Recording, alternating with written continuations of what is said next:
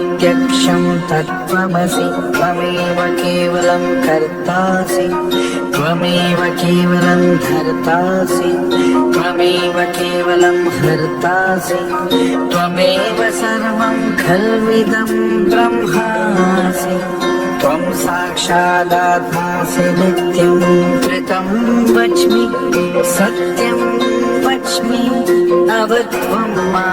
अववक्तारम् अवश्रोतारम् अवदातारम् अवधातारम् अवानुचानम् अवशिष्यम् अवपश्चातात् अवं पुरस्तात् अवोत्तरात्तात्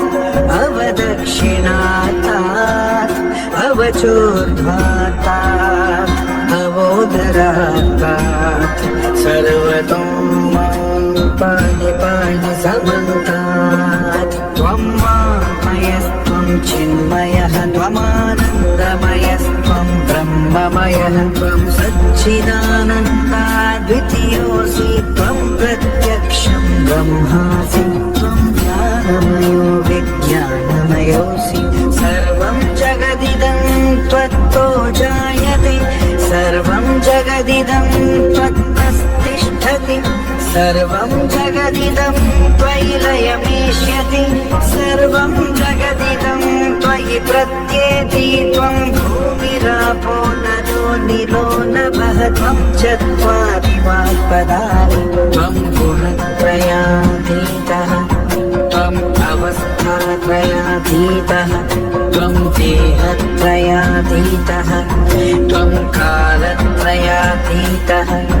त्वं मूलाधारस्थितोऽसि नित्यं त्वं शक्तित्रयात्मकः त्वं योगिनो ध्यानन्ति नित्यं त्वं ब्रह्मा त्वं विष्णुस्त्वं रुद्रस्त्वं इन्द्रस्त्वम् अग्निस्त्वं वायुस्त्वं सूर्यस्त्वं चन्द्रमास्त्वं ब्रह्मा भूर्भुवस्सुवरो गणादीन् पूर्वमुच्चार्य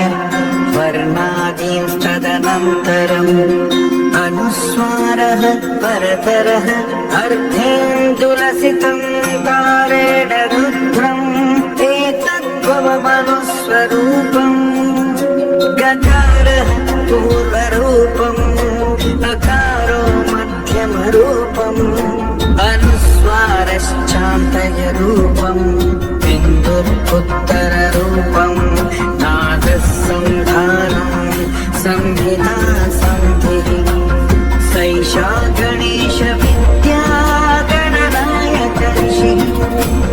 निश्चगायत्री छन्दः गणपतिदेवता ॐ गङ्गणपतये नमः एकदन्ताय विद्महे वक्रतुण्डाय धीमहि तन्नो दन्तिः प्रचोदयात् एकदन्तं चतुर्हस्तं पाशमङ्कुशधारिणं रथं च वरदं हस्तैर्बिभ्राणं मूषकध्वजं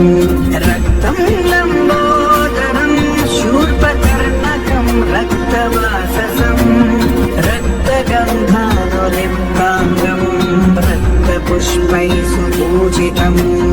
भक्तानुकम्पिनं देवं जगत्कारणमच्युतम् आविर्भूतं च सृष्ट्यादौ प्रकृतेः पुरुषात् परम् एवं ध्यायति यो नित्यं स योगी योगिनां वरः नमो व्रातपतये नमो गणपतये नमः प्रमदपतये नमस्ते लम्बोदरायै कदम्बाय विघ्ननाशिने शिवसुताय वर्धमूर्तये नमः